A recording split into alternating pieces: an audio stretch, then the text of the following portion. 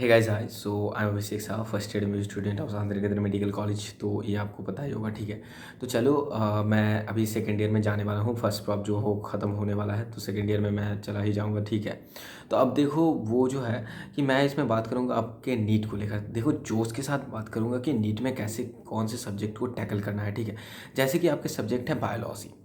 तो बायोलॉजी में क्या करता है कि ज़्यादातर स्टूडेंट वो करते हैं कि ज़्यादातर स्टूडेंट मतलब बहुत सारे जो मॉड्यूल्स हैं, जैसे एलन के हो गए, आकाश के हो गए, अनअकैडमी के हो गए, तो बहुत सारे मॉड्यूल्स के साथ एक साथ क्या करते हैं, खेलते रहते हैं। तो इससे क्या होता है कि उन लोगों का जो टाइम मैनेजमेंट है वो ठीक से नहीं हो पाता, ठीक है। तो टाइम मैनेजमेंट ठीक करना पड़ेगा। टाइम मैनेजमेंट ठीक करने के लिए क्या करना होगा, आपको रेगुलर एक बुक पढ़ना होगा बायोलॉजी के लिए, वो है NCERT, ठीक है। मैं एक एक करके सबका डिस्कशन करूँगा कि बायोलॉजी में क्या करना है, केमिस्ट्री में क्या करना है, फिजिक्स में क्या करना है, ठीक है। और ज़्यादा वक्त भी मैं नहीं लूँगा आपको।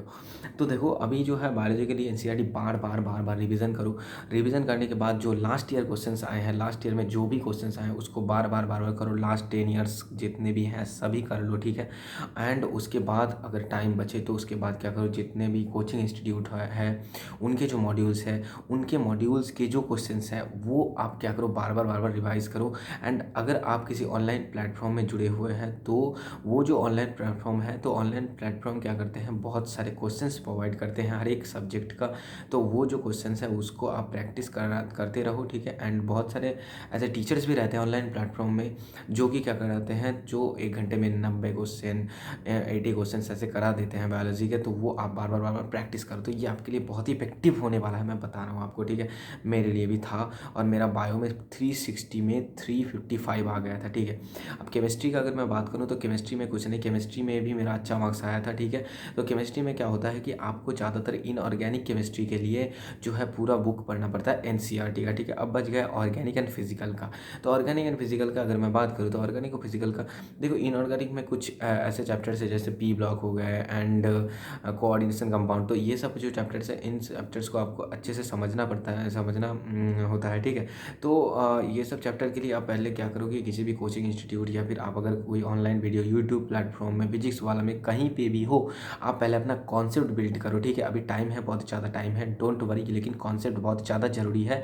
अगर आप सही से क्वेश्चन बनाना चाहते हो, याद करके नहीं होगा, केमिस्ट्री फिजिक्स नहीं होगा, ठीक है। तो ये सब हो गया। एंड उसके बाद जो है organic and physical chemistry. So organic chemistry के लिए आपको NCERT तो करना ही करना है, उसके साथ साथ आपको क्या करना है, आपको अच्छे से कॉन्सेप्ट बिल्डअप करना है। जो भी मैकेनिज़म्स है, GOC1 GOC2, ये सब तो बहुत ही ज़्यादा, जनरल ऑर्गेनिक केमिस्ट्री का 1 एंड पार्ट 2 ये बहुत ज़्यादा इंपॉर्टेंट है। उसके साथ UPSC नेम एंड ये सब तो है ही, ठीक है। सब कुछ अच्छे से आपको करना है, ठीक है। एंड देखो GOC1 GOC2 में बहुत सारे स्टूडेंट को इसमें दिक्कत आ जाते हैं, ठीक है। इसीलिए क्या करना, इसको अच्छे से कोई भी डाउट हो वो जाके आपके जो मेंटर है, आपके जो टीचर है उसके साथ जाके अच्छे से डिस्कस करना। डिस्कस करने के बाद जब तक वो आप अच्छे से समझ नहीं जाते, आप देखो इतना अच्छे से क्या कर लेना, आप समझ जाना ना कि ये GOC2 से कोई भी क्वेश्चन आ जाए, आप उसको मैकेनिज़्म जो है वो मैकेनिज़्म से क्या कर सको, उतार सको। ऐसा नहीं कि याद कर लिया कोई रिएक्शन और उसको उतार लिया और मैकेनिज़्म नहीं पता है तो, और भी उस तरह ही अगर कोई क्वेश्चन दे दिया जाए तो उसको नहीं उतार पाए, तो ऐसा होगा तो फिर आपको मतलब नीट में तो एकदम डायरेक्ट क्वेश्चन नहीं उठा के आ जाएगा कि ये क्वेश्चन है यही आ गया, कुछ हो सकता है वहाँ पर कुछ इधर उधर कर दे, ठीक है। तो आपको कॉन्सेप्ट पता होना चाहिए, क्या कॉन्सेप्ट पता होना चाहिए, ठीक है। ये एक चीज़ है। एंड फिजिकल के लिए आप जितना ज़्यादा प्रैक्टिस करोगे, जितना ज़्यादा वहाँ पर तो आपको याद रखना पड़ता है बहुत सारे जो है न्यूमेरिकल्स बनाने के लिए जो, तो वो सब याद रख लेना, ठीक है। तो एंड अदर्स जो है तो वो कुछ है नहीं, फिजिकल में बहुत सारी चीज़ हैं, तो वो आप देख लेना। कॉन्सेप्ट भी है बहुत कुछ, ठीक है। लेकिन उसके लिए आपको NCERT ज़्यादा नहीं पढ़ना पड़ेगा। उसके लिए आप सिर्फ क्या करो, आपके जो भी मॉड्यूल्स हैं एंड आपके जो भी कोचिंग इंस्टीट्यूट से जो भी मिल रहा है आपको, वो अच्छे से आप करो। एंड क्वेश्चंस बहुत ज़्यादा प्रैक्टिस करो तो ही आपको हो जाएगा, ठीक है। फिजिकल के लिए मैं बता रहा हूँ, ठीक है। जैसे फिजिकल के बहुत सारे मतलब ईजी तो है, ये हो जाएगा आपका, हो जाएगा, ठीक है। तो उसके बाद जो है ionic equilibrium, chemical equilibrium and others जो कुछ भी है तो सब कुछ हो जाएगा, ठीक है।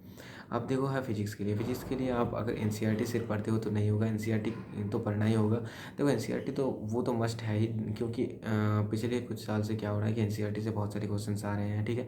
एंड उसके साथ साथ आपको क्या करना पड़ेगा, जो भी आप, मैं बार बार एक चीज़ बता रहा हूँ कि कोई भी अगर कोचिंग इंस्टीट्यूट में आप हो, कोचिंग इंस्टीट्यूट में ऑनलाइन हो ऑफलाइन हो कहीं भी हो, आप बार बार क्या करो, वहाँ पर जो भी क्वेश्चन प्रोवाइड किया जा रहा है सभी क्वेश्चन को अच्छे से आप प्रैक्टिस करो, प्रैक्टिस करो, प्रैक्टिस करो। जो भी सर करा रहे हैं अगर समझ नहीं आ रहा है तो सर से बार बार पूछो, जब तक नहीं होता है तब तक पूछते रहो। शर्माना मत, शर्माने से कभी नहीं होगा। आप अगर ऐसे छोड़ दो कि अरे 50 बच्चे जो मेरे बैच में है वो तो समझ गए, बस मैं ही एक रह गया, मैं जो समझ नहीं पाया, ऐसे आप अगर समझते हो ना तो ये गलत है यार। आपके बैच में अगर 200 बच्चे होंगे, उसमें अगर 50 बच्चे समझते हुए हैं तो आपके तरह ही 150 बच्चे ऐसे होंगे जो नहीं समझते, और वो लोग आपके तरह ही क्या नहीं करते, पूछते नहीं सर को कि मेरा मतलब क्या दिक्कत आ रहा है। वो लोग शर्माते हैं कि यार मैं अगर पूछूंगा तो मुझे अगर मतलब मेरा कैसा ही एक फील होगा कि उन लोगों को समझ आ गया, मुझे समझ नहीं आया, मैं अगर पूछूंगा तो कैसे कैसा होगा। तो ये सब नहीं होना चाहिए, ठीक है।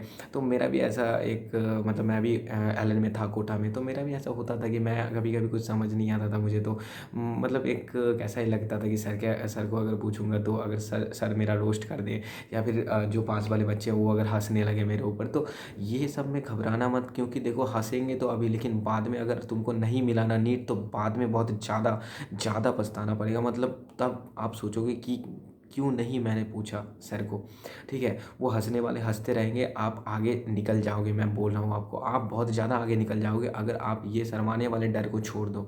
आप अगर क्वेश्चन पूछना सीख लो अपने टीचर से, एंड बार बार अपने आप से भी क्वेश्चन करो कि अगर नहीं हो रहा है तो क्यों नहीं हो रहा है, करने की पूरी की पूरी कोशिश करो आप, ठीक है। एंड जो है क्वेश्चन जो बहुत ज़्यादा प्रैक्टिस करो, करते रहो करते रहो करते रहो, ठीक है।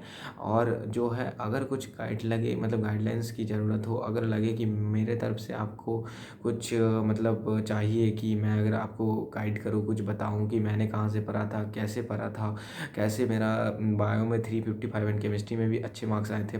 तो फिजिक्स में उतना अच्छा नहीं आया था, क्योंकि देखो फिजिक्स में मैं ज़्यादा टाइम नहीं दे पाया था एग्ज़ाम पेपर में।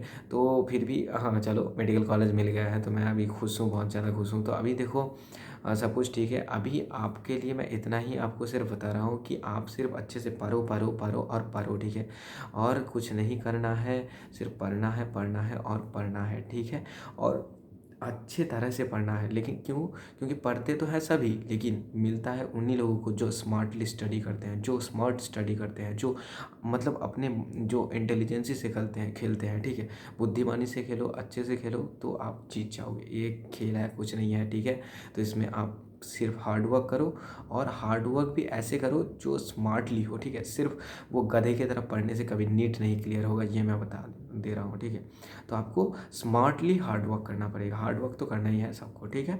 तो चलो ऑल द बेस्ट, अभी पढ़ते रहो, और मैं आपको ऐसे ही जो है गाइड करता रहूँगा, वीडियो डालता रहूँगा। और आपको अगर लगे कि किसी चीज़ के ऊपर पर्सनली, मतलब किसी की चीज़ के ऊपर बेस करके वीडियो बनाना है, ऐसा कुछ अगर आपको लगे तो आप कमेंट सेक्शन में डाल देना, मैं उस चीज़ के ऊपर बेस करके एक वीडियो डाल दूंगा जिससे कि आपको फ़ायदा ही फ़ायदा होगा, ठीक है। तो चलो फिर मिलते, ओके। तो बाय, ओके।